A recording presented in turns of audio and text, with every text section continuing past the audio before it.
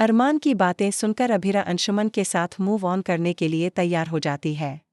जी हाँ दोस्तों, यह रिश्ता क्या कहलाता है कि आने वाले एपिसोड में बड़ा ट्विस्ट देखने को मिलेगा, जब अरमान जानबूझकर अभिरा से झूठ बोलता है कि वह अब उससे प्यार नहीं करता और अपनी जिंदगी में आगे बढ़ना चाहता है, तो अभिरा का दिल टूट कर रह जाता है।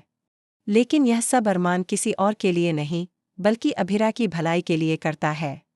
दरअसल दादी ने अरमान से साफ कह दिया था कि जब तक वह अभिरा की जिंदगी में रहेगा, तब तक वह कभी खुश नहीं रह पाएगी और न ही अपने पुराने दर्द को भुला पाएगी।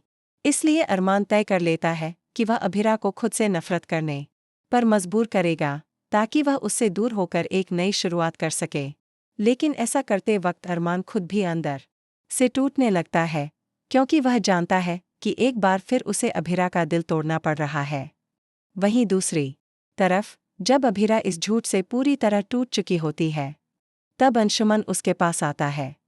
अंशुमन अभिरा को सहारा देता है और कहता है कि अगर वह चाहे तो उसके साथ एक नई शुरुआत कर सकती है। बहुत सोचने के बाद अभिरा आंसुओं भरी आंखों से अंशुमन से कहती है, ठीक है अंशुमन, मैं तुम्हारे साथ मूव ऑन करने के लिए तैयार हूँ।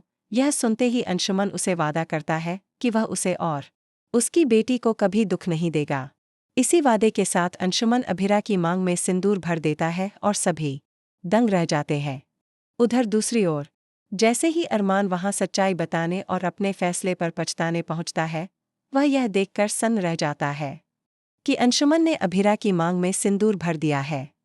अरमान की आंखों में आंसू आ जाते हैं।